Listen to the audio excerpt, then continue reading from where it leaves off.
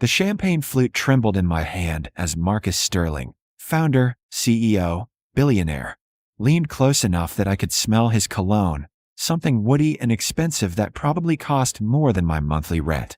"Dance with me," he said quietly, and every head in the ballroom turned to watch. I was wearing a 5-year-old dress from H&M. He was wearing power itself. 8 hours earlier, I stood in my studio apartment in Washington Heights, staring at the garment bag hanging on my closet door like it contained a bomb. Inside was the only dress I owned that could possibly pass for formal, black, knee-length, cap sleeves, purchased for my college roommate's wedding in 2019. The fabric had a small pull near the hem. The zipper stuck halfway up. It would have to do.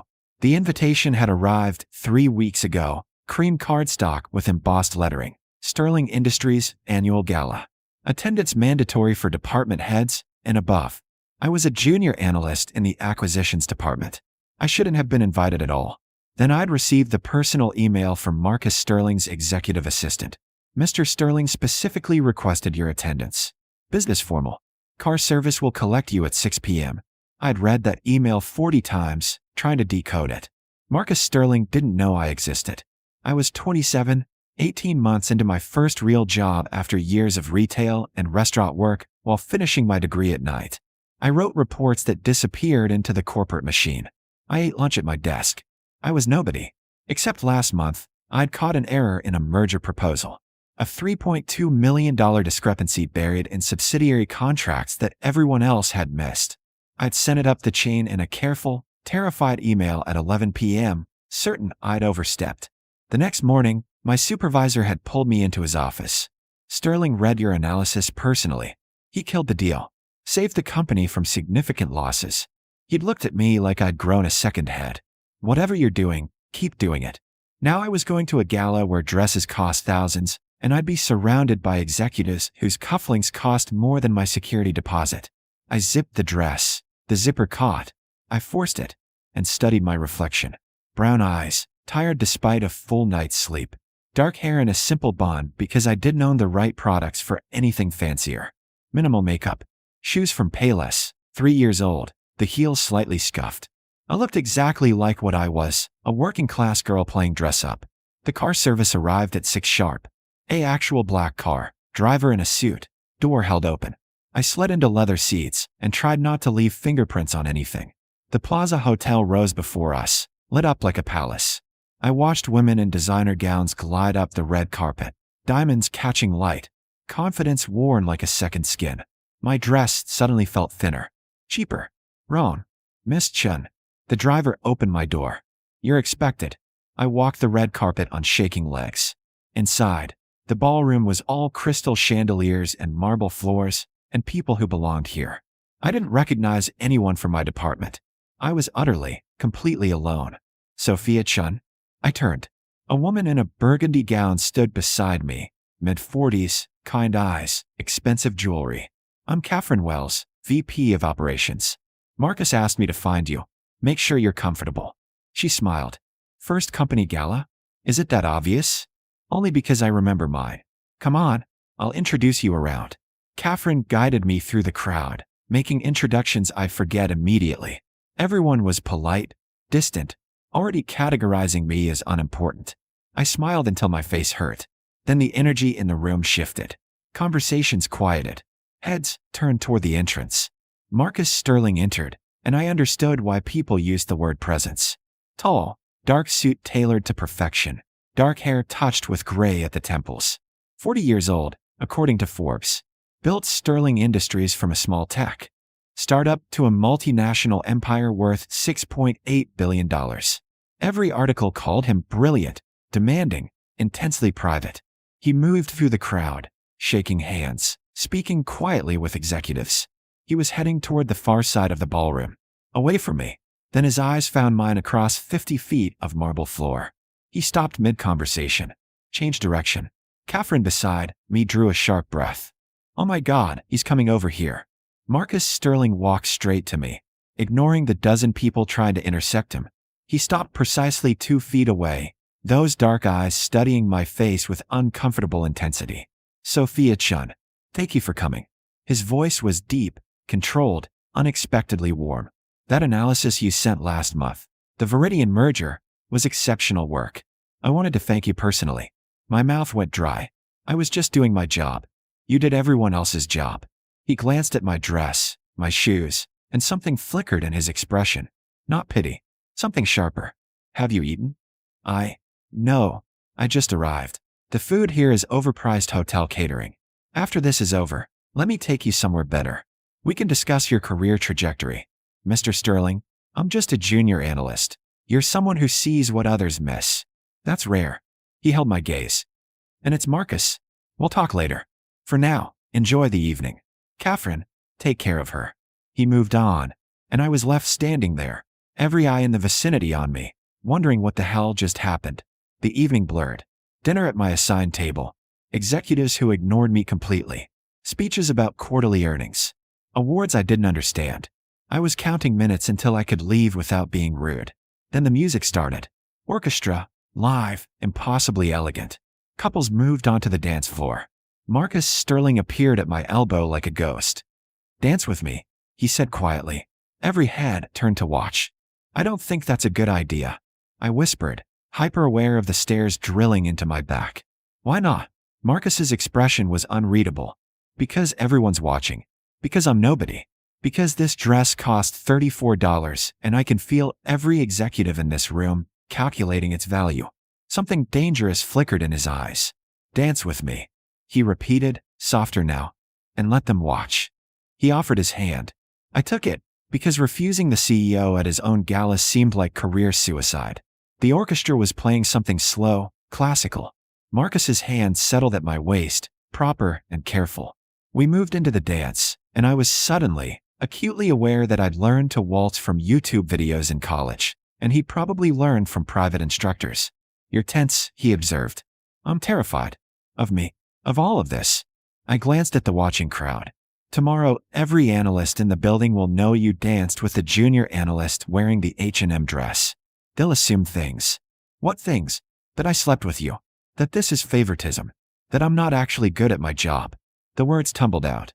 I worked really hard to be taken seriously, Mr. Sterling. Marcus. And this undermines all of it. He was quiet for several measures. When he spoke again, his voice was low enough only I could hear. When I was 23, I pitched my first startup to a room full of investors wearing a suit from Men's Warehouse that didn't fit right. They laughed at me. Not openly. They were too polite, but I saw it. The dismissal. The certainty that I didn't belong. His hand tightened slightly at my waist. I built this company partly to prove those people wrong. And now I run galas where brilliant analysts feel they can't be seen because their dress cost $34. My breath caught. Your work caught my attention because it was meticulous, insightful, and brave. You contradicted senior executives with evidence. That takes courage. He guided me through a turn. Dancing with you isn't favoritism. It's acknowledgement. And anyone who has a problem with that can discuss it with me directly. Why do you care? You don't know me. I know your work. I know you went to City College at night, while working full-time because your scholarships didn't cover living expenses. I know you graduated summa cum laude. I know you were hired because you outperformed every candidate in the assessment, including people from Harvard and Wharton. His dark eyes held mine. I make it my business to know my best people, Sophia, and you're one of them. How do you know all that? Because after your analysis saved us from a disastrous merger, I read your entire file. Then I read every report you've written in 18 months. He paused. You're wasted in junior analyst position. I want to move you to my strategic development team. Direct reports to my COO. Significant raise, better projects, actual influence. The ballroom spun. You're offering me a promotion in the middle of a dance. I'm offering you a conversation. Tomorrow, 9 a.m., my office. We'll discuss details. His expression softened slightly. But yes, I'm offering you a promotion. You've earned it 10 times over. The song ended. Marcus stepped back, releasing me with visible reluctance. Thank you for the dance. He said it loud enough for nearby couples to hear. Tomorrow, 9 sharp. Don't be late. He walked away, and I stood on the dance floor alone, trembling with adrenaline and disbelief. Catherine materialized beside me. Did he just offer you a job? I think so. Sophia, do you have any idea how unprecedented this is? Marcus doesn't promote people at parties. He barely acknowledges staff at these events. What did you say to him? I told him my dress cost $34. Catherine laughed, surprising herself. Of course you did. Come on, you need champagne. The rest of the evening passed in a surreal haze. Executives who'd ignored me earlier suddenly introduced themselves. I collected business cards I didn't want. Everyone asked what Marcus and I had discussed. I deflected politely, exhausted by the attention. At 11, I escaped to the hotel lobby, calling for my car service. Leaving already? Marcus stood behind me, jacket unbuttoned, tie slightly loosened. He looked more human somehow, less intimidating. It's been a long night, I said carefully. It has. Did you eat anything substantial? Some chicken thing at dinner. That's not an answer. He checked his watch. There's a diner 3 blocks from here. Best grilled cheese in Manhattan, open all night. Let me buy you actual food. Mr. Sterling, Marcus. And before you say this is inappropriate, consider that I'm hungry, you're hungry, and we're both adults capable of eating sandwiches without corporate scandal. He smiled slightly. Unless you're uncomfortable, in which case I'll respect that, and see you tomorrow morning. I should have said no. Should have gone home, processed everything, maintained professional boundaries. Instead, I heard myself say, okay, but I'm paying for my own sandwich. Absolutely not. We walked 3 blocks through Manhattan at night, a billionaire CEO and a junior analyst, both overdressed for a diner. Marcus held doors, asked about my neighborhood, talked about nothing important. By the time we slid into a cracked vinyl booth, I'd almost forgotten to be nervous. The waitress, 60, gray bun, tired eyes, brought menus without recognizing the man worth $6.8 billion sitting across from me. 2 grilled cheese, extra pickles, Marcus ordered. And coffee, please. When she left, I finally asked the question burning in my chest. Why are you doing this? Really? Marcus was quiet for a long moment. Because my mother raised me alone after my father left. She worked 3 jobs: waitress, night cleaner, weekend retail. She was brilliant, but she never had chances. No one saw her potential because she was too busy surviving. He met my eyes. She died when I was 19, before I made anything of myself. I built Sterling Industries partly for her. And when I see people like you, working impossible hours, fighting for every opportunity, brilliant despite the obstacles, I see her. And I refuse to let talent like that go unnoticed. My throat tightened. I'm sorry about your mother. Don't be sorry. Just take the promotion. Do exceptional work. Prove that the system can recognize people based on merit instead of connections. His voice dropped. And don't ever apologize for your $34 dress again. You looked more real than everyone in that ballroom combined. The food arrived. We ate grilled cheese and talked for 2 hours about work, ambitions, books, our childhoods. Marcus was funny, self-deprecating, unexpectedly easy to talk to. When I finally glanced at my phone, it was 1:30 a.m. I should go? Early meeting tomorrow. Marcus paid despite my protests. Outside, he hailed me a cab, opened the door, handed the driver $40. Get her home safely. Before I climbed in, he caught my hand gently. Sophia, tomorrow's meeting isn't charity. It's not rescue. It's business. You're talented, and I want you on projects that matter. That's all this is. Is it? I heard myself ask. His expression shifted to something I couldn't name. Ask me again in 6 months. He closed the cab door, and I rode home through empty streets, my hand still warm where he'd held it. The promotion was real. The office was real, 34th floor, actual walls, a door that closed. The salary was $127,000, more than double my previous pay. My first project was analyzing potential acquisition targets in the sustainable energy sector, reporting directly to Marcus's COO, but with regular strategy sessions with Marcus himself. Within 2 months, I'd proven I belonged there. My reports were sharp, thorough, insightful. The COO praised my work publicly. Other executives requested me for their projects.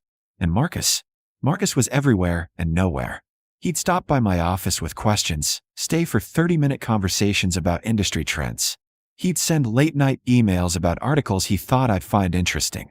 He remembered I took my coffee black, that I was allergic to shellfish, that my mother still lived in Queens. We never discussed the gala.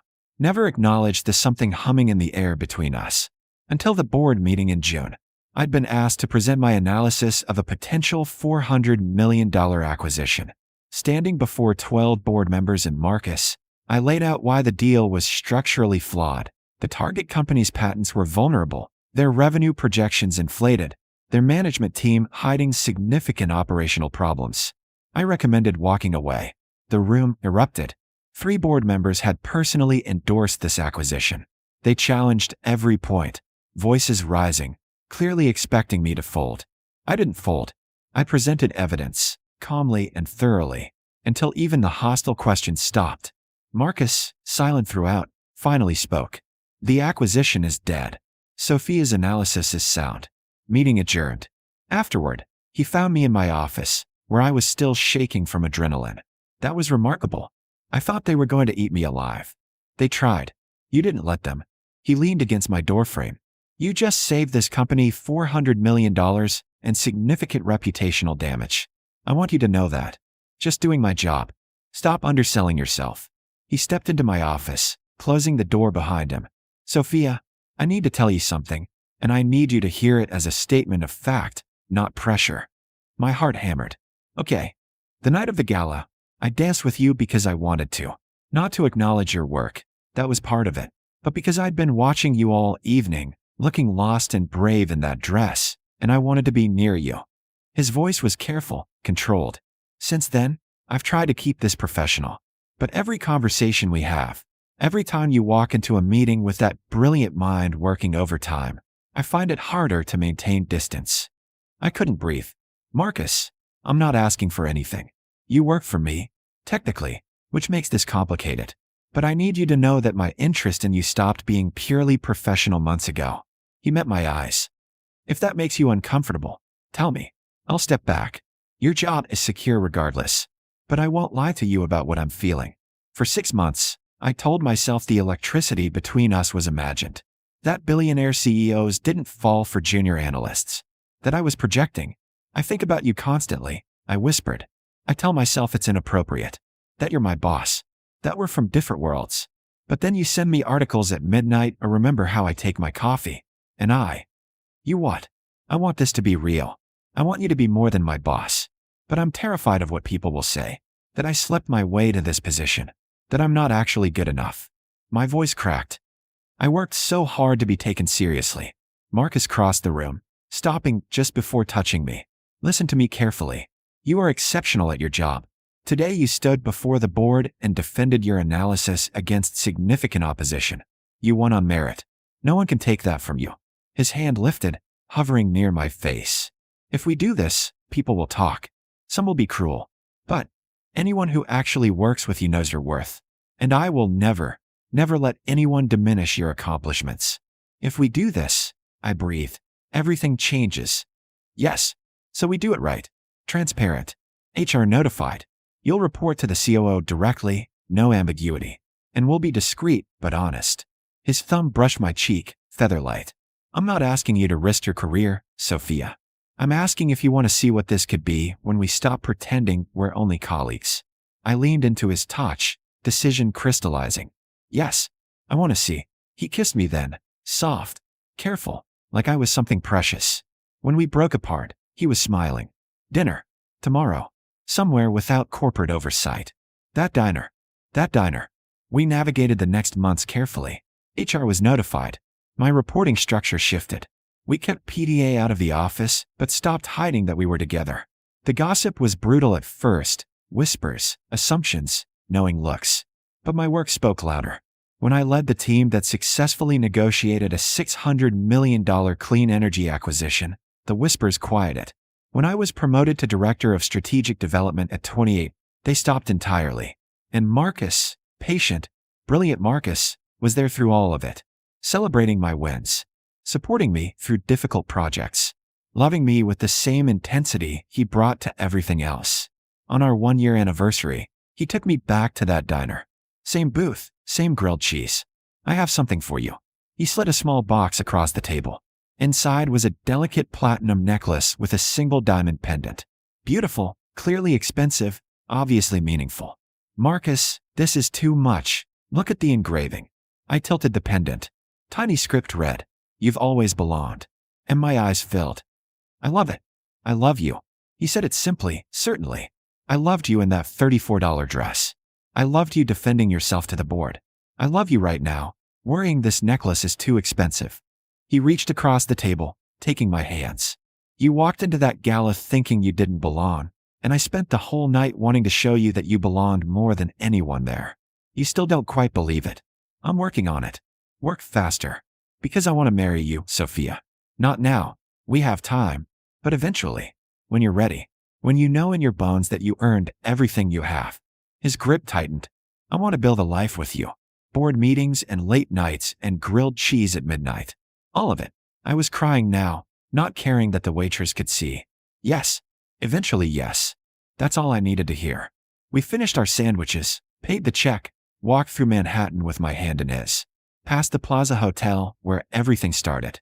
Past Sterling Tower, where I'd built my career. Into a future that had seemed impossible 18 months ago. The girl in the $34 dress had been terrified she didn't belong. The woman wearing a platinum necklace knew better. She belonged all along, not because a billionaire noticed her, but because she'd worked brutally hard, stayed brilliant under pressure, and refused to make herself smaller for anyone's comfort. Marcus had simply been smart enough to see it first. And now, walking through the city with his hand warm in mine, I finally believed it too.